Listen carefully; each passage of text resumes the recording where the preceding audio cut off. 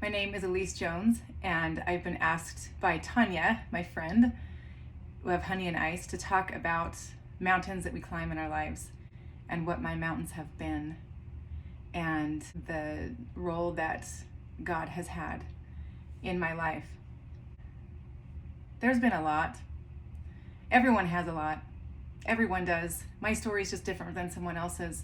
But if it can help someone else out there, then I'm happy to talk about it. And I will be talking about this new chapter of my life much more often. So if it gets boring to people, or if it's like, enough, just unfollow me, and that's okay, because this is my life now.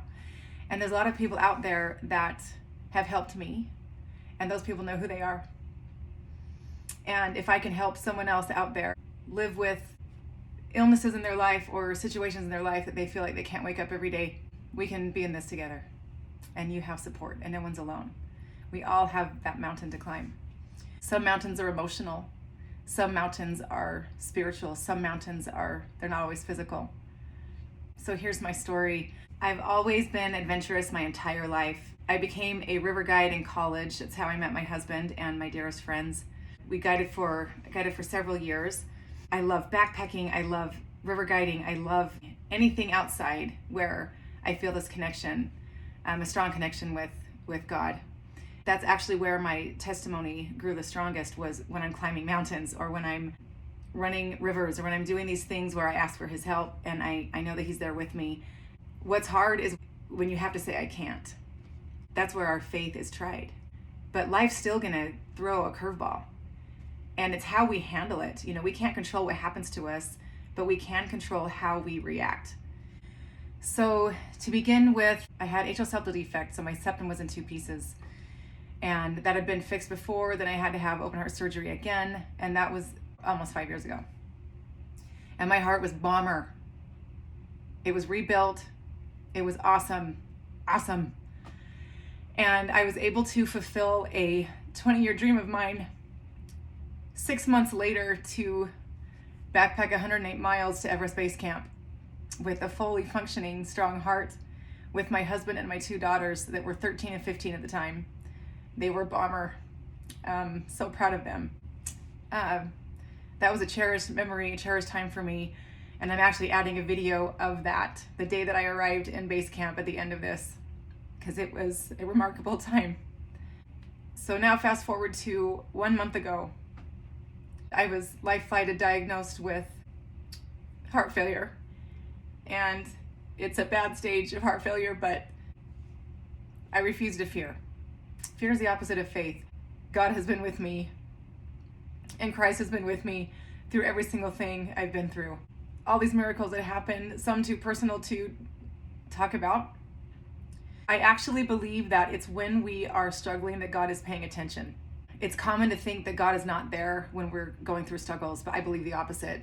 I believe that that's our opportunity to let us grow. If you think of a little weed or a flower that is in a crack of the sidewalk, of concrete, that has pushed its way through thousands of pounds over its own weight. But every single day it struggles, and every single day it pushes through that weight until it reaches the light. And if it stopped, if it just gave up and didn't have faith that there was light through that concrete to help it grow stronger, it would have died. If we let a toddler, if we picked them up and held them all the time, they would never develop the muscles or the strength to keep walking. But what do? We set them down, they fall down, they hit their head over and over and over until they become strong enough to do it on their own. And I believe God does the same thing. He's watching us and saying, I know you can do this. I know it. Stand up. And that's the only way that we get stronger, whatever your situation is. My lifestyle now is very different. I'm on a strict regimen and medications, which I'm very thankful for, because my heart is in failure and it is a permanent condition. It's not something that surgery can fix. Because of that, I'm very diligent with my daily regimen, and it's not my arteries, it's not anything. It's just the fact that once your heart's in failure, it retains fluid, and any sodium you eat helps you retain fluid. So it's hard to find things I can eat that doesn't consist of nachos and all the things that that I love to do and I love to eat. I have to limit my fluid. I can't drink more than 1.5 to 2 liters of fluid a day. And that, there's a lot going on. I have to strengthen my heart every day. So thankfully, yoga and roller skating are still my jam. And I'm whining and complaining about having to be super healthy, right? It's kind of an oxymoron. It's kind of funny. But something I believe wholeheartedly in is that you are not your diagnosis. I am not my diagnosis. We tend to label things and put a label on, well, I'm this way because of this. But we're not our diagnosis. I don't believe that because I have CHF that I have to change who I am or that that's going to limit my life. I'm going to live it. I have 2 choices. I can live with heart failure or I can live with heart failure. And I choose the latter with faith, and that's my choice. And I can have a bad day, I just don't have a bad week. I know that through my faith, I can be strong. And he knows that I can be stronger. And I'm putting my trust in him, knowing that maybe it's to help someone else. And I talk a lot about sharing your heart. And today I am sharing mine.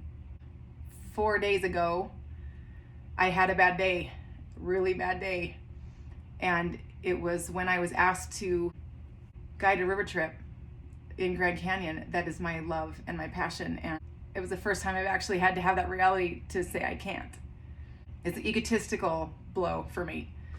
And it's just the reality that sometimes you have to say no to things. I feel overwhelmed sometimes, but I feel to heal. I say that all the time. You have to feel things in order to heal them. And I allow myself to feel the anger, to feel the frustration, to feel joy, to feel everything in order for God to heal them. I feel it. I let him heal it. And that's how I survive every day, that this is the rest of my life. Part of my feel to heal is, it's been a really great kind of epiphany to think about all the doors I've left open. And I'm actually finally at a point where I'm happy to close the doors. I'm happy to let things go and not utilize every day of my life with people and thoughts and situations that doesn't bring me joy. So it's been a really great opportunity for me to actually have the courage to close those doors and to move on in nothing but joy and nothing but confidence and nothing but faith. I don't need to leave the doors open for people who don't want me to be a part of their life. Not wasting any time on things that don't create value in my life. Opportunities are given to us through challenge.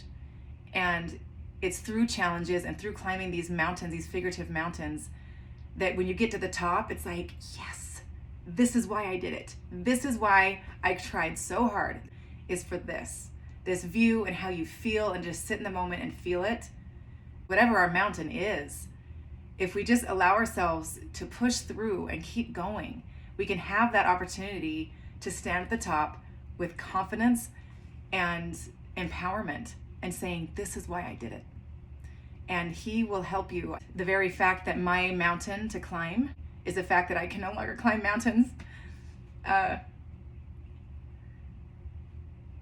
is okay. I can go slow, I can do other things, but I don't have to, it's not my child. It's not my spouse. I can handle things that happen to me. So it would be a whole different situation if I were the bystander and I'm choosing to react in a positive way. Yeah, it gets to me, right? It sucks. I hate it. But I wake up every day and I move on, and I can allow myself to trust in the Lord. I've had both emotional and physical heartbreak, and I say this a lot as well, that emotional heartbreak is a lot harder to heal and takes longer to heal than physical heartbreak. And I know that for a fact because I've had both. Except for maybe this situation where this is the rest of my life.